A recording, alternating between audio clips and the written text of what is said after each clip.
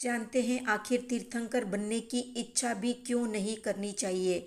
तो जो लोग तीर्थंकर बनने की इच्छा रखते हैं, तीर्थंकर बनने की भावना मन से भाते हैं, अपने आप को भविष्य में तीर्थंकर के रूप में देखते हैं, उन्हें लगता है वे भी एक दिन भगवान ऋषभ या महावीर की तरह तीर्थंकर बनेंगे और उनको भी तीर्थंकर की रिद्धि सिद्धि, नाम, यश, ऐश्वर्य की प्राप्ति होगी, तो वे सावधान हो जाएं और फिर से सोचें वो तीर्थंकर क्यों और किस लिए बनना चाहते हैं।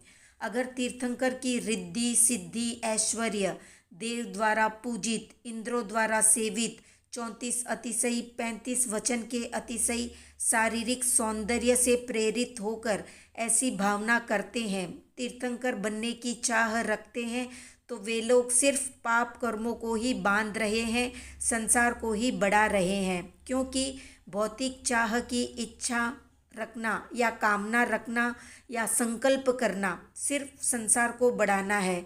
और जो लोग मन में ये भावना रखते हैं, भले ही मैं तीर्थंकर न बनूं, पर तीर्थंकर जैसा अनंत ज्ञान, अनंत बल, अनंत दर्शन और शक्ति मुझे प्राप्त हो जाए, मैं संसार सागर से पार उतर जाऊं, भले ही तीर्थंकर की पदवी न मिले, पर तीर्थंकर के समान कर्मों का घात कर दूं, एक सामान्य केवली बनकर, तो भी मुझे मंजूर है।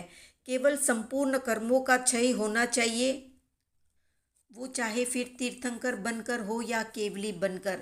बस मुक्ति मोक्ष ही कर्मक्षय लक्ष्य बन जाना चाहिए। फिर तीर्थंकर और केवली में कोई अंतर नहीं रह जाता। अगर मन तीर्थंकर की रिद्धि सिद्धि देखकर कर्मक्षय या मोक्ष को भुला देता है और लोक पूज्य की भावना ही सब कुछ बन जाती है, तो वहाँ सचेत होने की, जगने की या भीतर में झांकने की जरूरत है।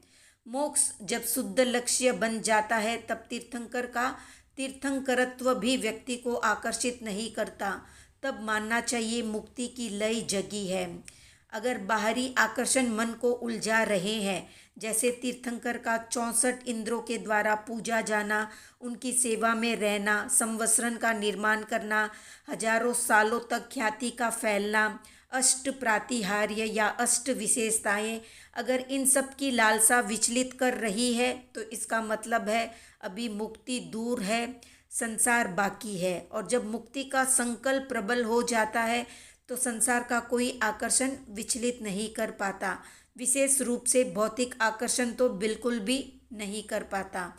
तो जो लोग नहीं जानते तीर्थंकर और सामान्य केवली में क्या अंतर होता है, तो उन्हें बता देते हैं कि कर्मक्षय की अपेक्षा से तीर्थंकर और केवली एक समान होते हैं, यानी आत्मगुणों की अपेक्षा से उन दोनों में कोई अंतर नहीं होता। बस अंतर होता है तीर्थंकर की रिद्धि सिद्धि होती है और एक सामान्य सर्वज्ञ या केवली की नहीं होती।